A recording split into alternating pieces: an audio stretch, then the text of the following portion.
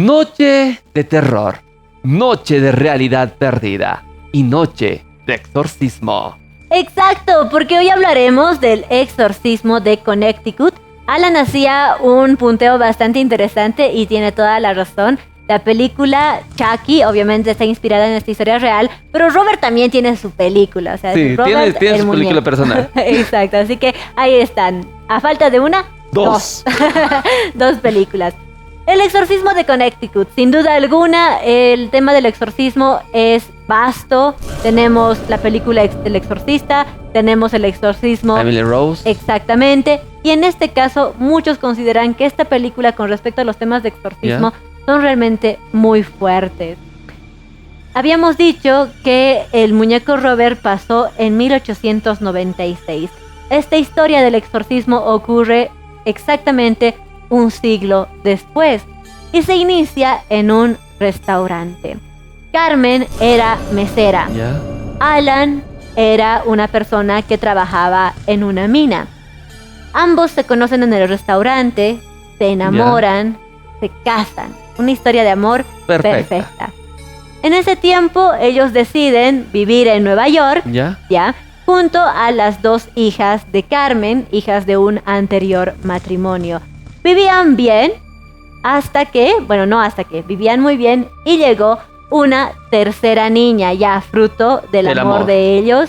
Y es ahí cuando Carmen dice, perfecto, yo ya no voy a trabajar, voy a dedicarme netamente a criar a los hijos y a ser ama de hogar. Y el sueldo, aunque no tan alto, pero sí bueno, de Alan, pues les permitía vivir de manera tranquila.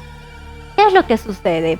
Toda la vida se lleva de manera normal hasta que en cierto momento Steven, el hijo de Carmen del anterior matrimonio, el mayor, empieza a tener una tos horrible, o sea, ataques de tos muy, pero muy fuertes. La madre obviamente pensó que se estaba enfermando, que era un cuadro crítico, lo llevó al doctor, los doctores le dieron diferentes tratamientos, pero la tos nunca se le quitaba.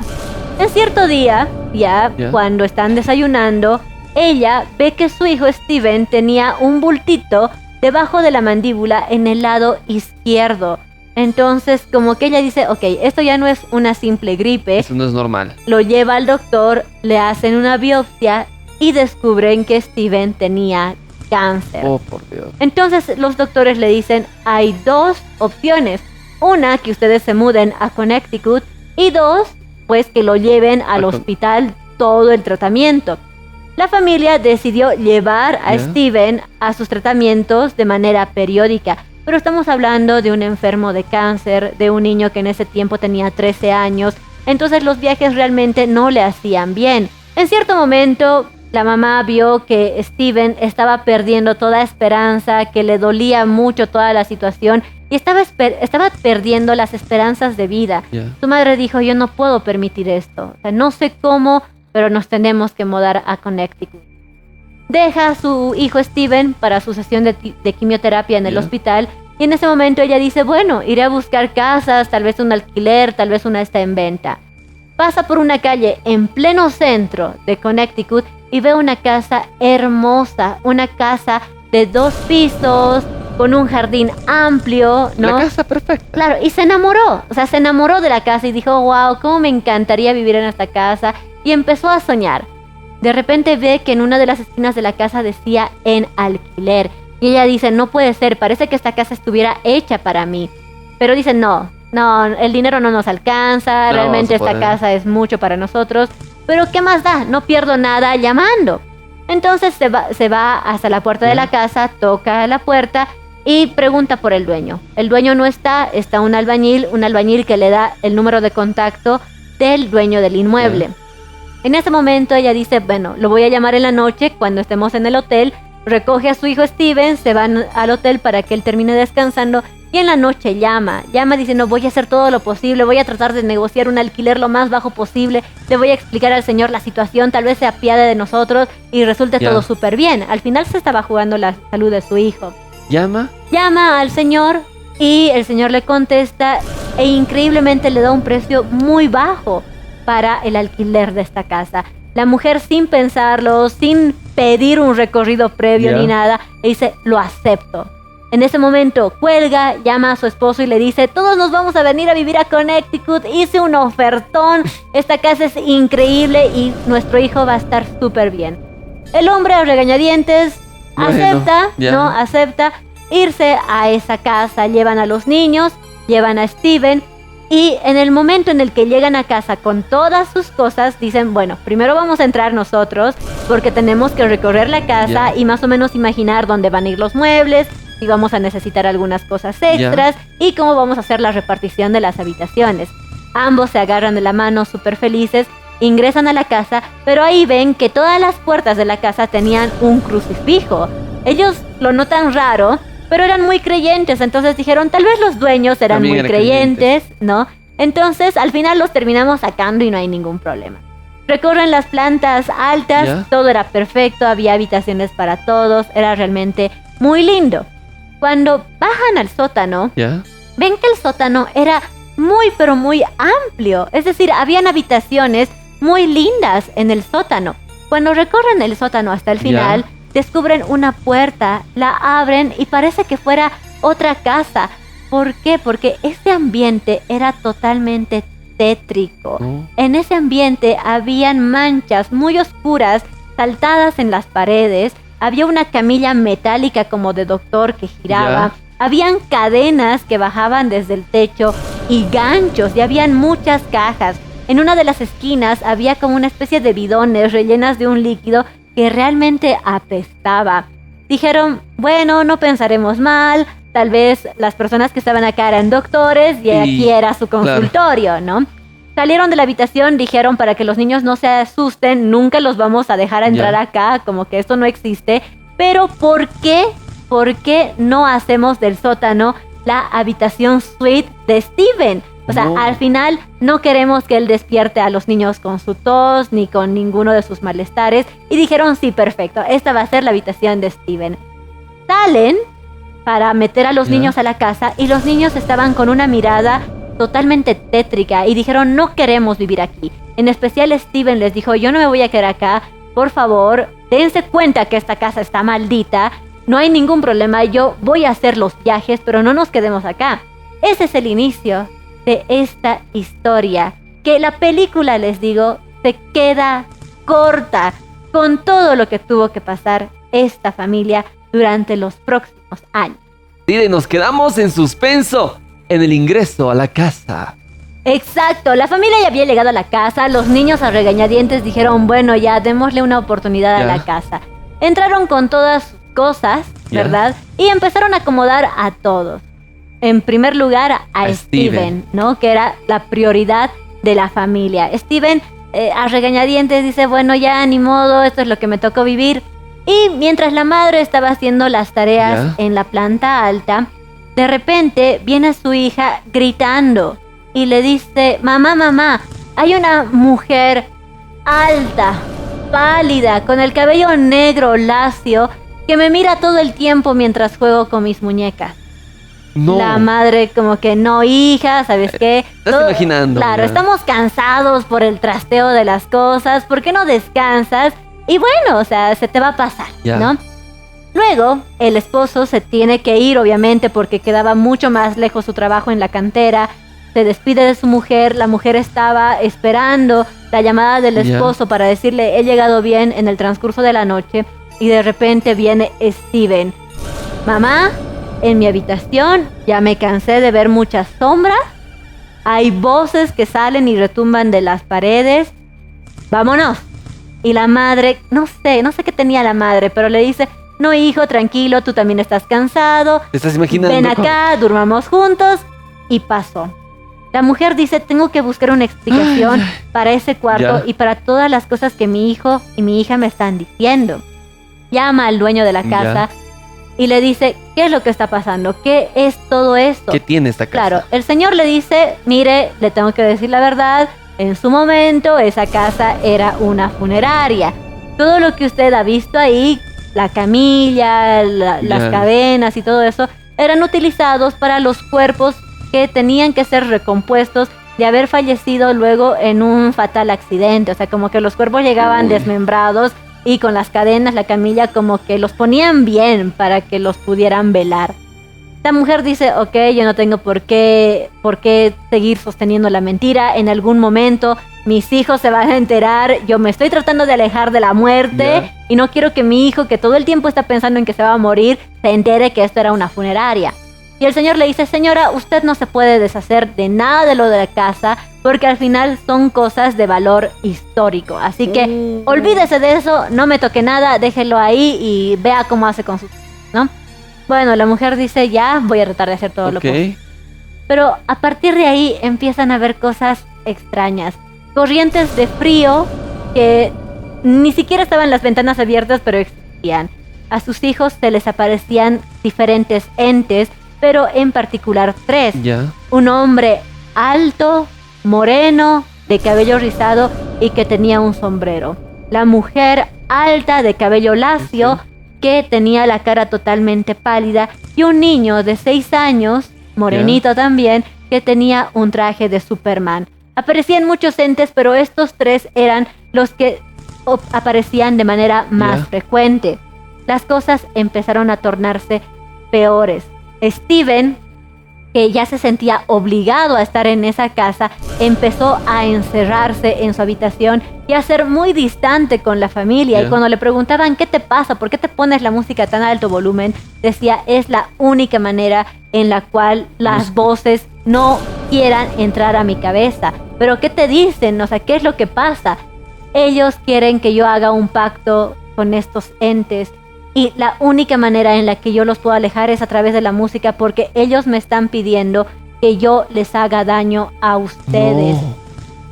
La mamá ya realmente no sabía qué hacer, pensaba que Steven tenía un problema mental y dijo, bueno, voy a tratar de entender a mi hijo adolescente que debe tener este tipo de cosas. ¿Para qué habrá evitado el problema?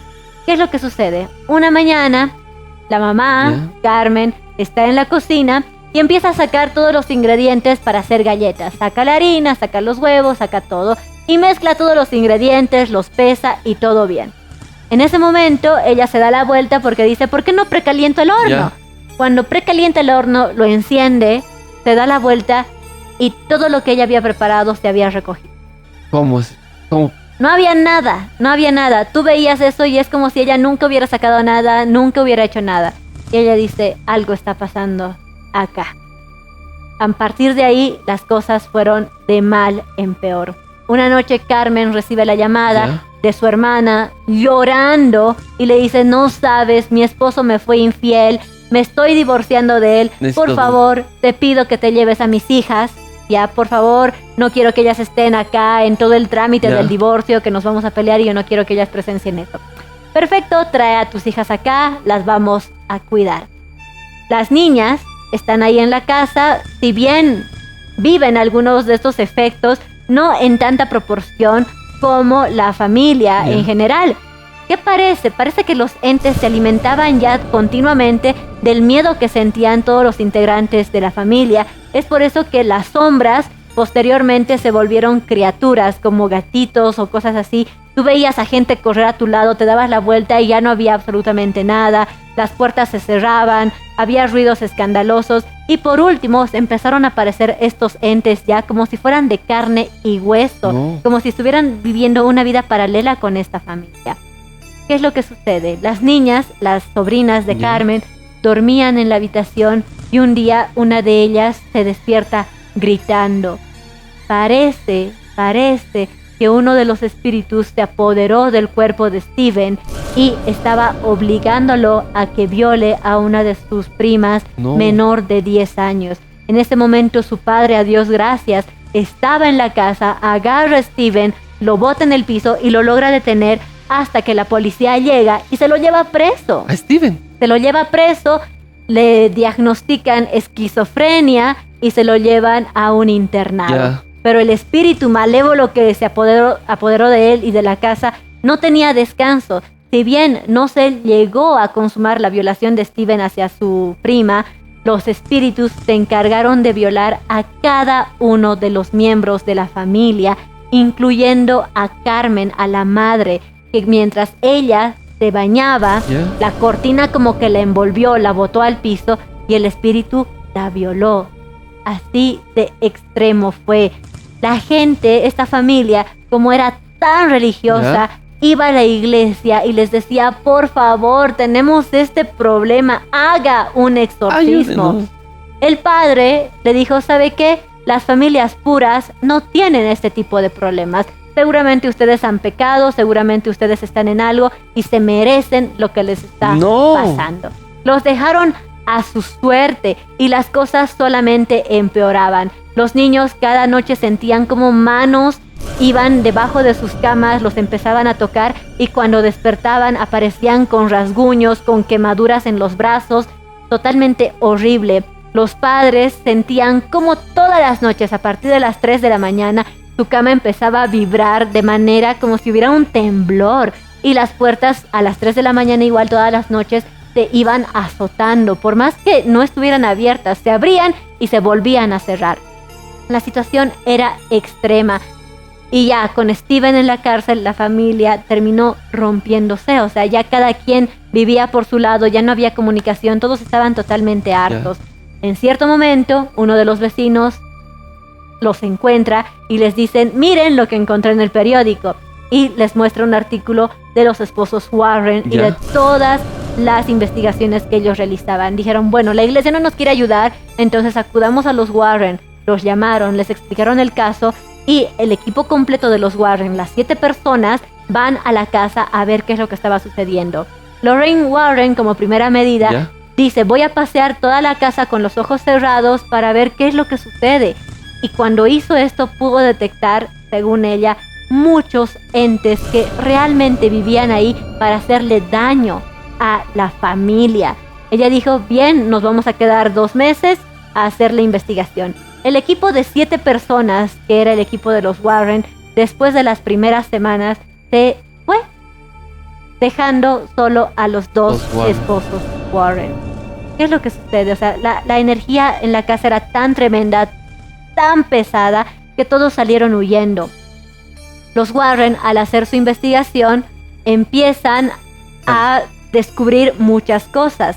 Entre ellas, que el niño de 6 años, de piel oscura, vestido con el traje de Superman, había sido uno de los niños que había sido velado en esa casa y que parece que su entidad, que su almita no estaba tranquila, paz. No estaba en paz y se encontraba deambulando en su casa. Pero ellos encontraron la foto del niño, ¿no? Y pudieron decir que sí, efectivamente, ese era el fantasma que veía toda la familia, pero muy aparte era el fantasma que veían todos sus vecinos también, porque sus vecinos incluso ya podían ver a todos estos entes. ¿Qué es lo que sucede? El hombre que te hablé, el ente, había sido ya un alma que estaba encapsulada en esta casa, porque este hombre habría servido en la milicia de Estados Unidos, pero se lo había expulsado porque hacía algo reprochable. Este hombre en el campo de batalla, cuando veía a los muertos, no los alzaba y los llevaba, sino que antes de hacer esto los empezaba a toquetear y empezó a hacer actos impúdicos con los cadáveres de soldados muertos. Cuando esto se descubrió, a este señor lo botaron de la milicia, ¿no? Y él, al no encontrar ningún trabajo, fue una de las personas que trabajaba en la funeraria de la casa.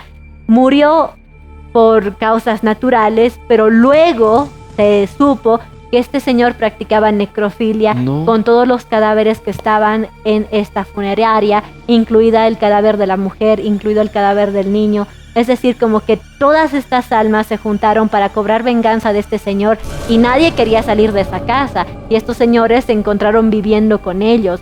Con esta investigación de los Warren, fueron a la iglesia y dijeron, por favor, hagan un exorcismo a la casa. La iglesia dijo, oh, ahora sí tenemos pruebas. Entonces hagamos el exorcismo. Fue demasiado tarde. La familia no aguantó ni un día más. Sabiendo esto, mucho peor. Entonces decidieron marcharse de la casa. No se sabe qué habrá pasado con la familia luego de esto. Sí se tuvo un pequeño rastro de Steven que salió del manicomio. Y el cáncer paulatinamente lo terminó matando una vez que él ya se había casado y todo eso. Muchas otras familias han vivido en esta casa. Ninguna soporta más de 3 meses. Cambian de dueños de manera constante. Y hoy en día sí se sabe que hay una familia viviendo ahí, pero hasta ahora no se ha escuchado nada. Es obvio también que las personas que viven en esta casa no van a tratar de hacerlo público por tener un poquito de privacidad y porque la gente no los considere locos o víctimas de una histeria colectiva. ¡Wow! ¡Qué historia! De esta manera tenemos que ir.